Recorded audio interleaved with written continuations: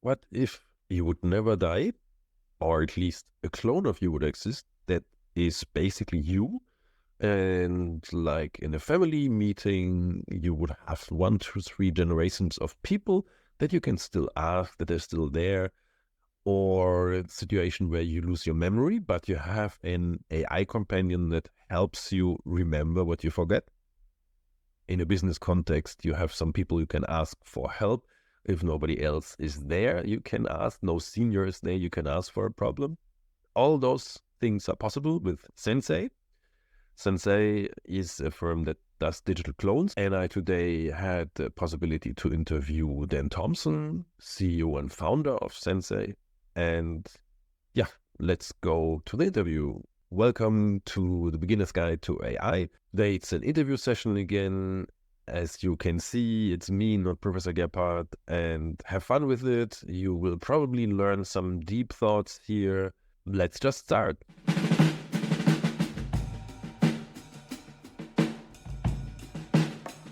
So, as I could talk a lot about myself, that is probably boring for you listeners. Let's directly go to Dan and ask him. Dan is founder and CEO of Sensei.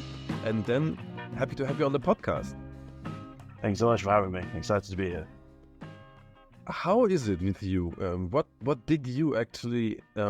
Sensei is a firm that does digital clones. What does that mean? Yes, so Sensei is a company that's basically going to be a lifetime job for me now, which has been spawned out this idea of creating AI versions of ourselves that can almost act like personal assistants that can live beyond our sort of time on this planet and extend ourselves in ways that we've never been able to previously. It's essentially we're building a bit of science fiction. It kind of came from this whole idea that, it's quite sad that we've come to a point in civilization where we are forgotten after 2, 3, definitely 4 generations, unless you're particularly famous or did something truly monumental, which for the vast majority of people, isn't the case. So, but at the same time, we're extremely lucky to live in this golden age of information, data, photos, videos, where essentially these digital footprints of us will survive us. So if you can combine those with sufficiently advanced AI, essentially you can create a lifelike digital copy of yourself that can exist and continue to interact with the world for generations to come, so that your great-great-great-grandkids can actually interact with you, get to know you, and you're not necessarily forgotten, that there's still a part of you out there that can interact with the world, with your family, with your friends, even after we're gone. And Sensei really becomes this kind of quest for a form of digital immortality for ourselves that feels almost necessary and just something we should be doing, based on the fact that, again, this information is there, the technology of the AI is getting there, and so it kind of enables us to have that option, to give that option of interaction for the future generations, so that our knowledge, our skills, our experiences, our stories aren't completely lost and forgotten after we're gone. I find that, especially in the family context, I find that really interesting. If you think about, like, in old times, like Roman times, you had the ancestors, or also in Asian traditions, you still have them, but be able to really talk to them, that is really a level. Or if like let's say your parents die in early death or whatever, and you still can interact with them and ask them for like advice. So I really like the idea. It's Advice is definitely one of the strongest use cases. I mean, being able to share your experience, being able to call on these people for the things that they would have been famous for. And you're right. I mean, different people throughout history have had different ways of immortalizing themselves through, the ancient Egyptians burying themselves in tombs with their life story on the inside. You had people who tried to create biographies of themselves, and that even you could be the most famous person in history, have so many things written about you, but still it wouldn't really necessarily give you much of an insight as to the person themselves. Whereas an AI, based on your writing, your data, your photos, your videos, your way of talking, gives people a much better insight into your personality than any of those previous methods of sort of legacy. This brings me to the question: how do you do it? I mean, like you said, you can take outside information. You can always create someone, but how is the process actually of creating a clone? Like, if I want to create a clone of myself, how would that work? Yeah. So for now, we're using the technology that's available to us. I think that in the future there will be better and more advanced ways of doing this. But for now, we essentially take a large language model, any one of the open source ones, or whichever one is currently the leading technology. We fine tune that into enabling it to be able to create a personality for the user, so that they can actually add the contextual information. So for myself, it would be Dan was born in the 80s. He was born just outside London, and there's a male, went to maybe this school, or a couple of other like contextual information that should give you at least a narrowed down field of the data that would have been available to me at that time, as opposed to, I don't know, someone who grew up in the 70s in Indonesia.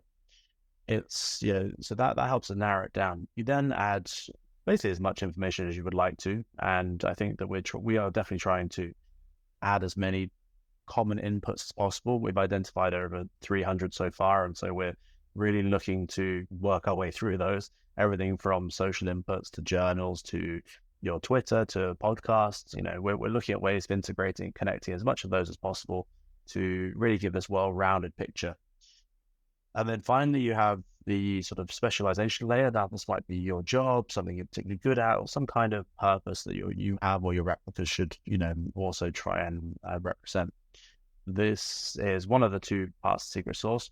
The second part of our secret sauce, really, for creating replicas is trying to replicate the subjectivity of identity. Now, you have to be able to bear with me on this, because this I studied philosophy and specialized in philosophy of identity, which is kind of how this all ties into Sensei. I have one version of our own identity in our own heads. That is very different to the way that we would possibly present ourselves through social media, and therefore what the public sees of us. That's probably very different to the way that you interact with your kids, or the way your kids see you, and that's very different to the way your partner probably sees you. And in turn, that's very different to the way you interact with your friends, and very different to the way you interact with probably someone you don't like on the street. But all of those parts of us, all of those subjective versions of us, form our kind of like our more rounded identity. They fill out that picture of who we are as a person that any one of those versions of ourselves might not be able to grasp. So in the same way that we interact with people differently in our day-to-day lives, so do our replicas. So replicas can learn from the user they're interacting with. They adapt to that person, and that extra sort of layer of user information and communication with that user develops into a unique relationship for your replica with that individual. So we create that kind of subjectivity, and that really it really sets what we do, I guess, apart from just a standard sort of copy of yourself that's exclusively trained on the same data set and doesn't really evolve and adapt to different situations. Yeah, I like that, because the basic idea for me when I started the podcast today was like, okay, I upload my stuff, whatever. I have some podcasts, some blog articles, maybe even in emails, and then I have a profile. But you say you have like different personalities, and everybody knows that. Like you said, you have a work personality, or you have a private personality, and different. I mean, a lot of facets you have, and those to represent those. Yeah. And so we take that into account. Some people might just want their replica to represent who they are as as their work personality. They might just want it to be, who they are to their family. And so that's fine as well. If people want to create their replica with one of those versions themselves, then that's, absolutely their prerogative. But for our goal as a platform, we really do want to understand what it is that makes us to as many different people as possible, and create that well-rounded picture to the best of our abilities, and make it as easy as possible for someone to be able to actually create their replica and that version of themselves. that you just mentioned the basic focus of the firm of Sensei is to create a rounded personality. You also have business cases on the website. What actually do people use? Is there already a tendency, or like, do you see that people are more into cloning themselves for the family, or it's like a business case thing, or which direction does this thing go? Yeah, so for business use case for Sensei, I mean, we've identified that there's a huge opportunity in the fact that when we talk about creating replicas of people for preserving their knowledge and skills and experiences after they pass, there's also a really strong opportunity for us to do so in the sort of smaller cycles that we experience day to day through our work lives, our education, and just the different interactions we have. So, for example, if someone's been at a company for, let's say, 2 years, 5 years, maybe 10 years, there's a huge amount of knowledge they have about their team, their clients, their customers, their projects, their company. And that knowledge is often lost when they leave the company, or at least most of it is.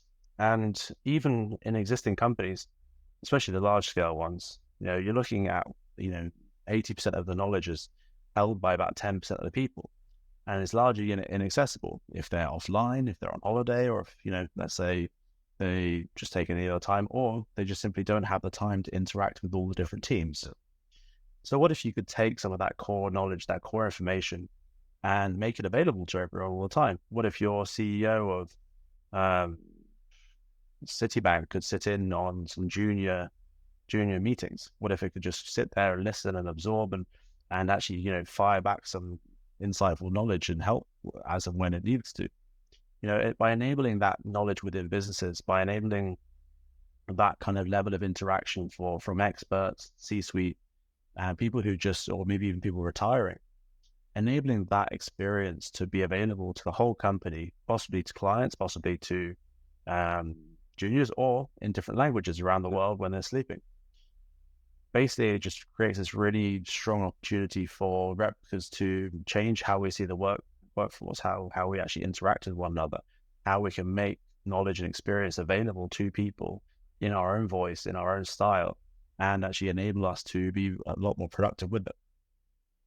Yeah, I can see that. This is the typical water cooler talk that between the senior, the junior, and for whatever reason, like I'm from online marketing, and there's a huge exodus of people.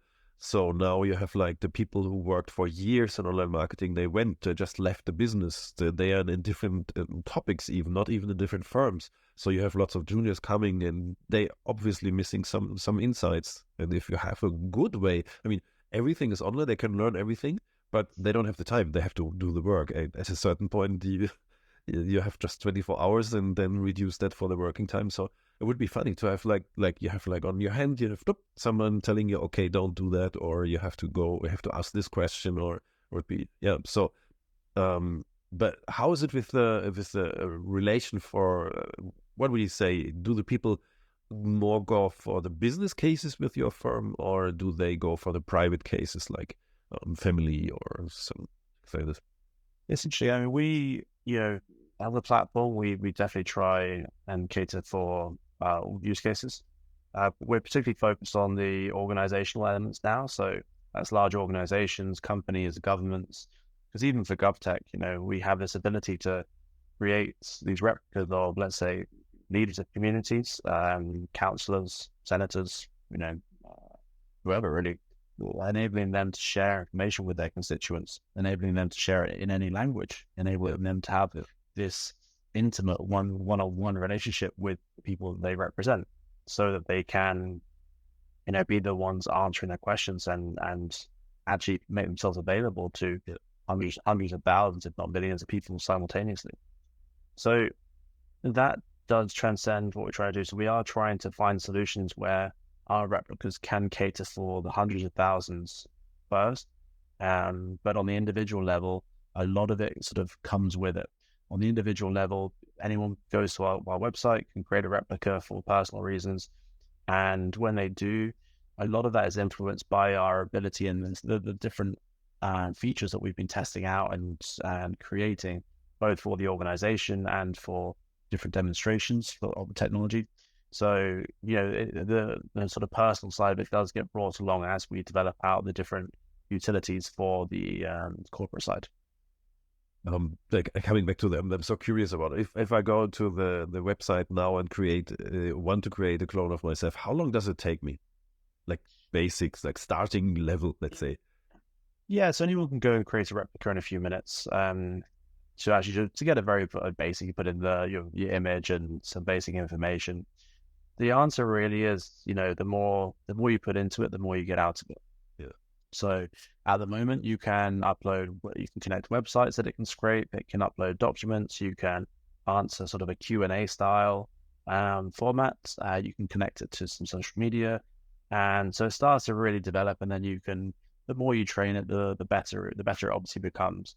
So, I always say you can start in a few minutes to build a very basic replica, probably allocate a couple of hours depending on how much information you have ready.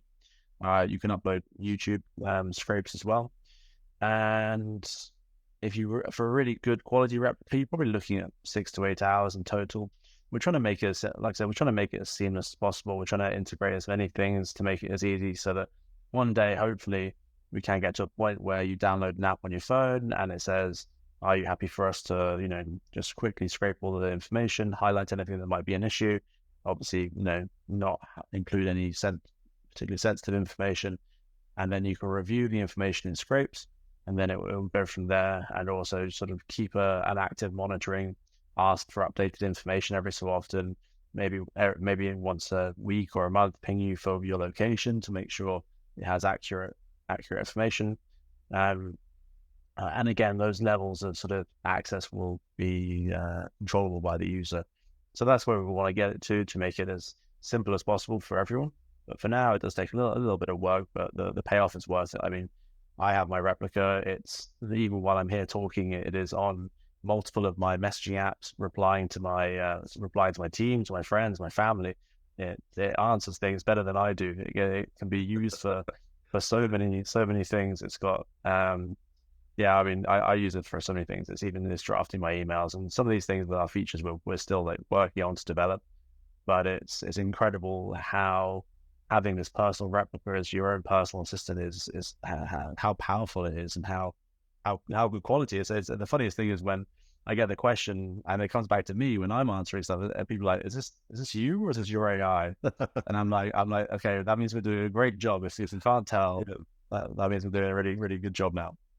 Oh, that's great. No, but coming back to this, like one day, devoting 1 day of time and having a fairly good replica, that sounds really like something, because I thought it would take like a week or something. And that is like, if you put that on people and say, okay, you have to devote a week of your time to that, many people won't do it. So it's more like also an active process. Like you said, it comes back to you, or it scrapes out new information. So it's like a continuous process, I guess.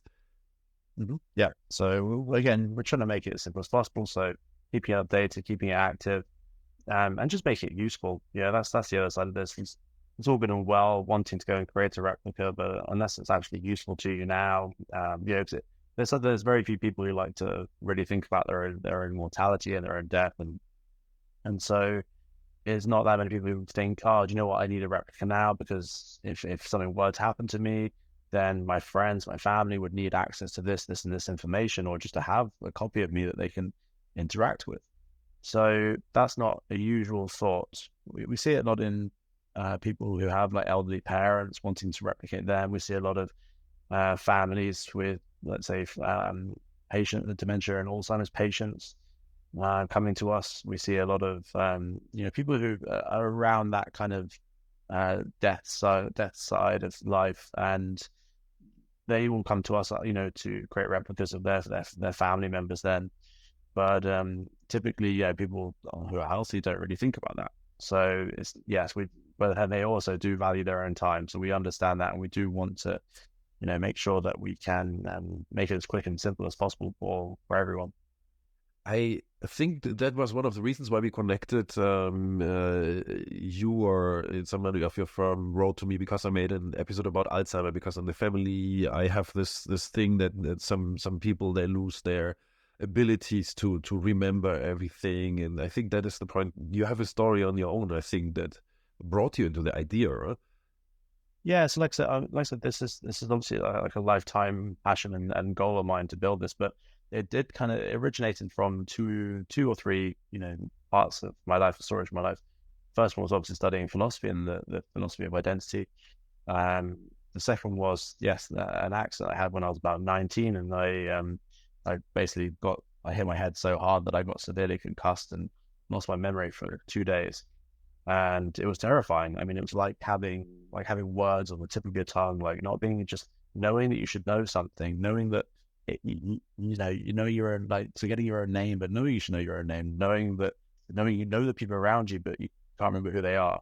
And it was horrifying. The only people I think that really have anything remotely like that are dementia patients, and the confusion, the pain that you go through when you suffer through that is horrifying. And so, that always inspired me to kind of live my life to the most and actually make as many stories as I can coming out the back of that.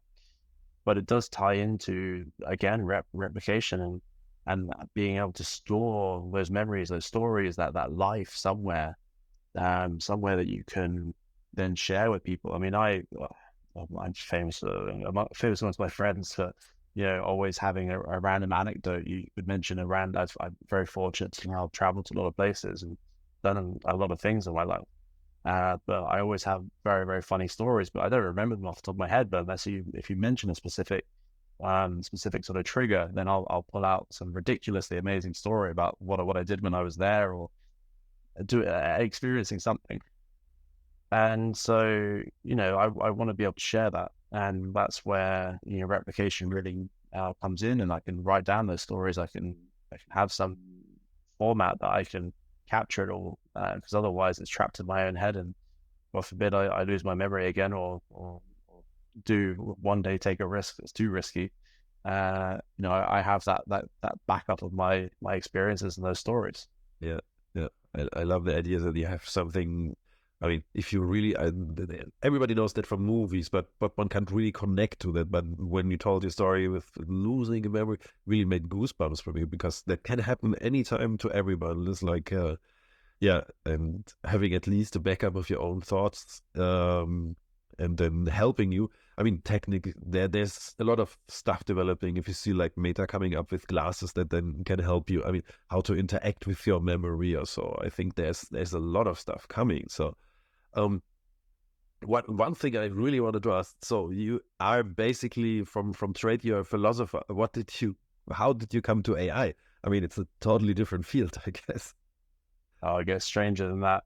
I studied philosophy at university, for doing an MBA.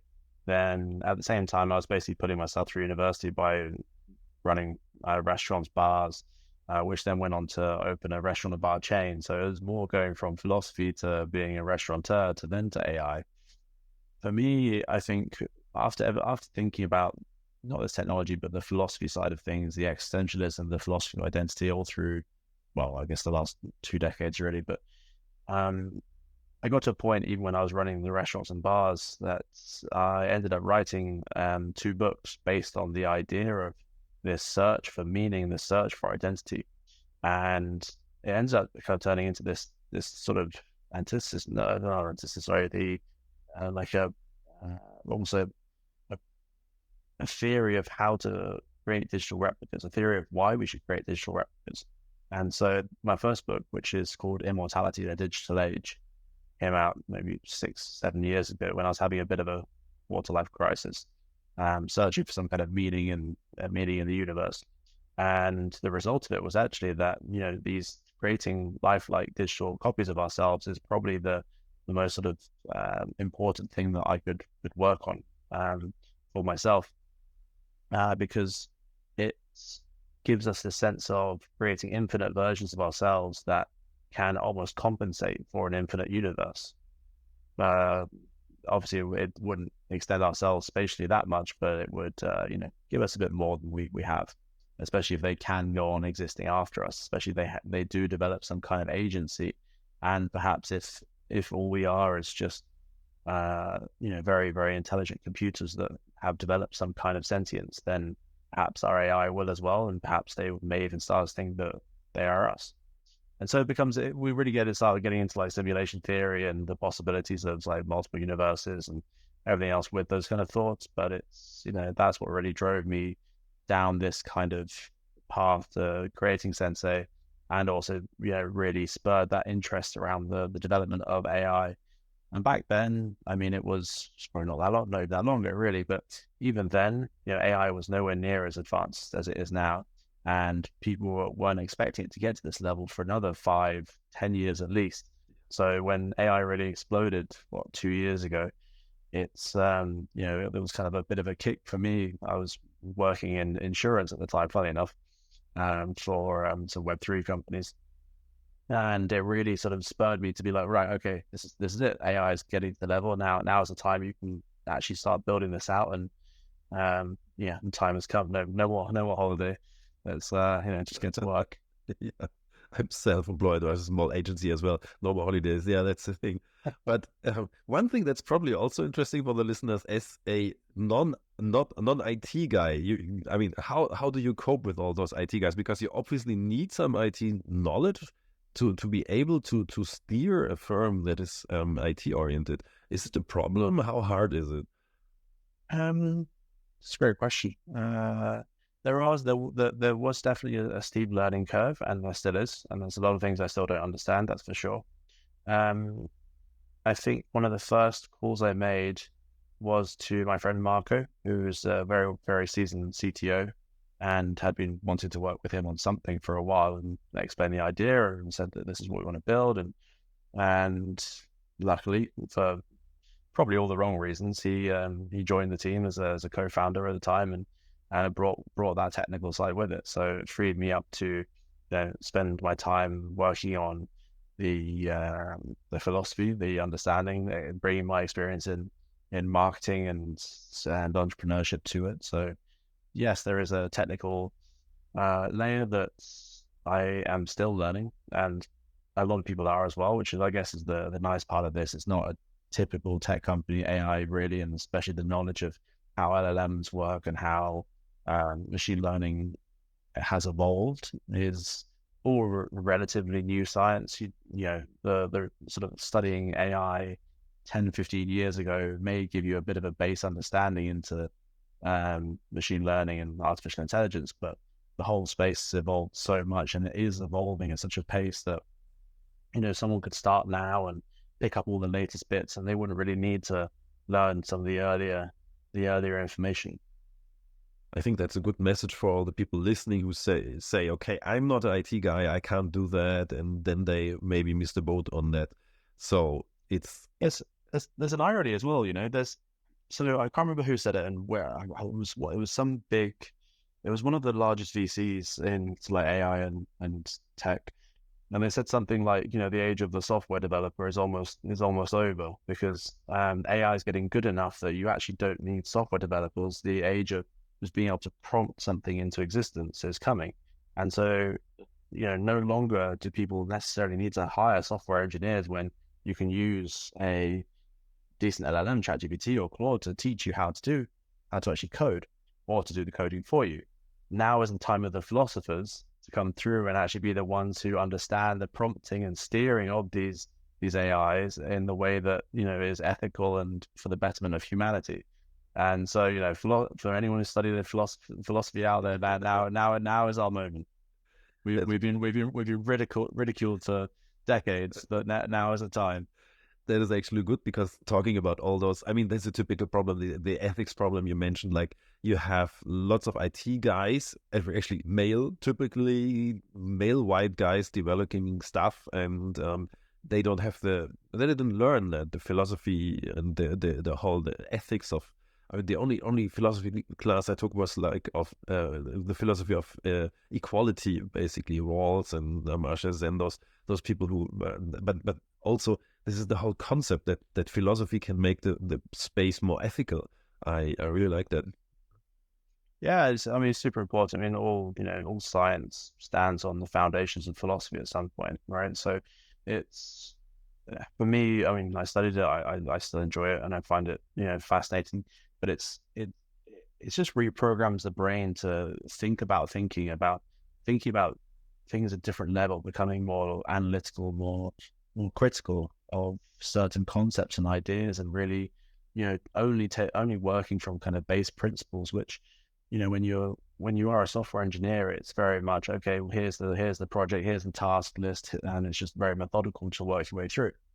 Whereas when you approach it anything from a philosophical angle, sure, you can get your head stuck in a spin, absolutely, but at the same time, you will consider different implications, and the would we, should we, can we do something of it all, and it's a different approach. It's definitely why I don't lead the tech team, but it does allow me to think, frees up my mind to sort of conceptualize how digital replicas should interact with the world as it is. And that's funny enough what my current book that I'm working on is about. It's imagining us 50 years in the future, and a life where replicas are a common thing, where we interact with each other's replicas as well as the real person, and where replicas have some kind of agency, and how that's regulated, because should they be treated as separate entities? What if your replica doesn't necessarily like you as an individual? What if you don't like your replica as an individual, and if it decides to go off in a completely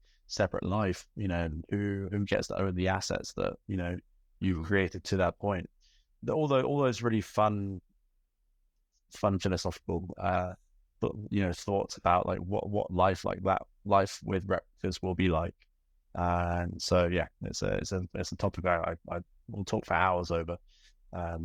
Anytime anyone wants to ever get into a conversation with me about the philosophy of replication, the future of it, please hit me up. I am always happy to have that one. That is actually great. But before we come to where they can find you, there's this question that actually leads to the most problematic outcome with replicas. How probable do you think is a Terminator or a Matrix scenario? The replicas taking over. Replicas taking over and machines taking over. I think that they paint a more of a negative possible outcome, as do most media in general. I think it's very likely that we probably are in a simulation already. I think the chance of us being in a base reality is very slim, given the fact of how fast AI evolves, how realistic things have already become compared to where they were just a few years ago. I mean, you look where we were 20 years ago, before even cell phones, and now we get to a stage where we look 20 years ahead and you think, wow, like, the possibilities really are crazy. And then you start looking in terms of hundreds or 1,000 years, and suddenly it does become quite real that it is possible that we could create a sort of a civilization in a jar. Does that make it any different depending on who creates simulation? Not really. I think that we still get to live our own lives and enjoy them as they are. But will the machines rise up and take over in some kind of negative way or start a war with us?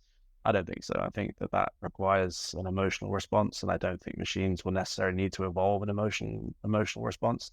I think in reality, the evolution, the sort of quest for knowledge will transcend any limit that we currently understand, and they will view us probably in the same way that we look at ants. Insignificant. Won't even come into, no need to kind of exterminate a part of the world. I don't think they'll hold any reverence for us at all. I think it would be a case of a logical machine that just wants to just keep learning, and when it becomes sentient, I think that awareness will make it want to explore and do more, or start to create its own micro universes. So no, the Terminator scenario I think is less likely. I think we are probably at more danger of ourselves blowing ourselves up, or endangering our own lives and society before the AI even gets a chance, to be honest.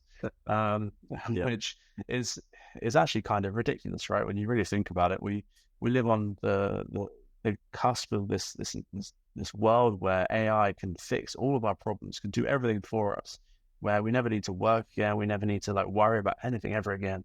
We live in this age where AI can just change everything for us, and yet we seem so determined to destroy ourselves.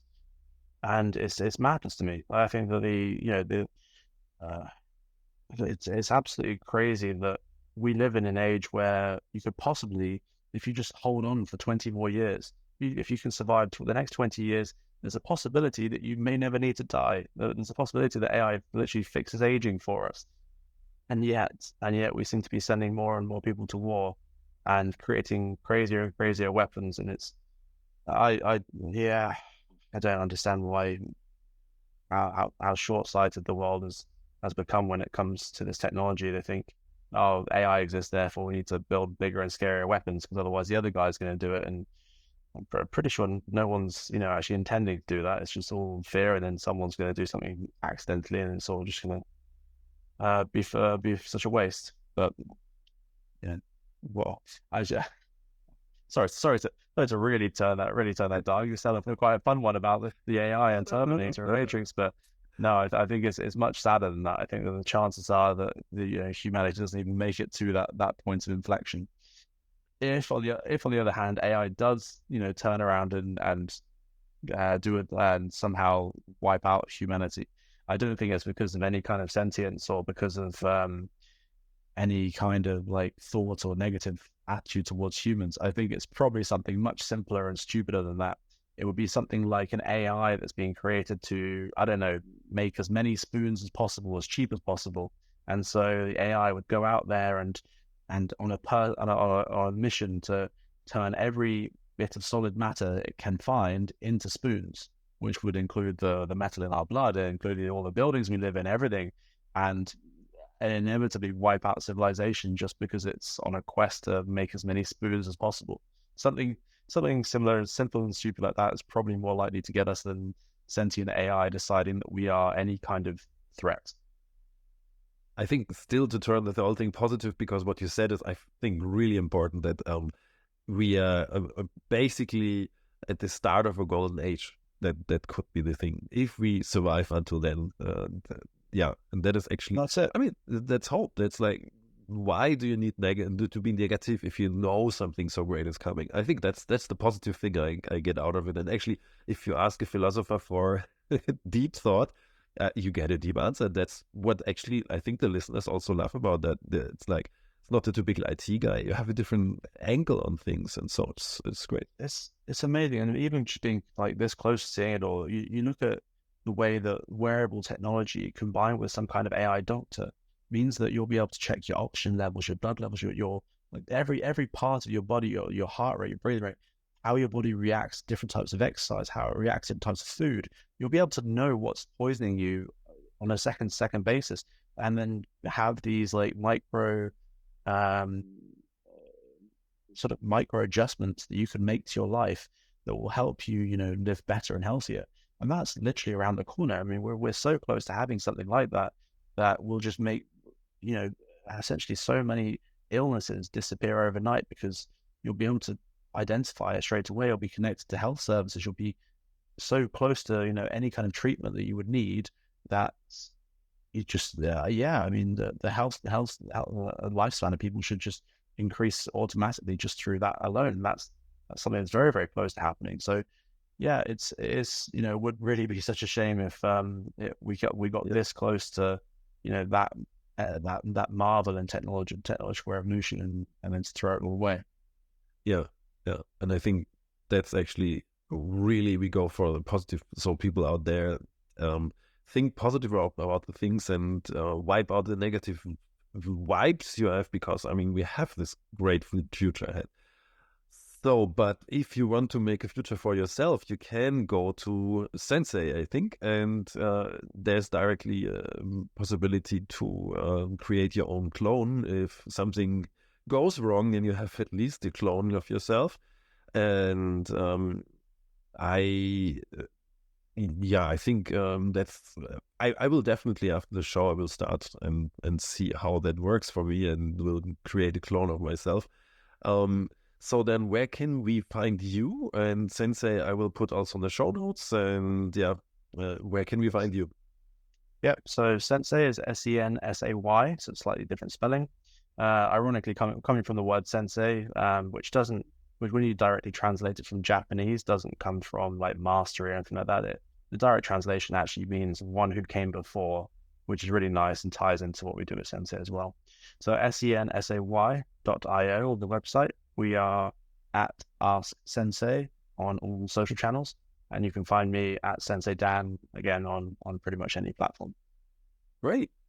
Then I say thank you for this really enlightening interview. Most of the people I interview are like engineers or IT guys, so it was a different angle. I really loved it. I really appreciate it. And then see you hopefully next year with new features for your Sensei. And thank you. And yeah. Fantastic. Thanks so much for having me. Oh, that was great. Thanks, Dan, again, for the deep insights you gave me and probably hopefully also the audience. It was some interesting stuff to think about. How is it with AI companions? Do you want to have a clone of yourself? How is it with firms? What can you do with it? I would say is really like a promising topic. Thank you that you all listen to the podcast. And don't forget to subscribe to the newsletter, argoberlin.com/newsletter, or follow the podcast. And talk to you in the next episode.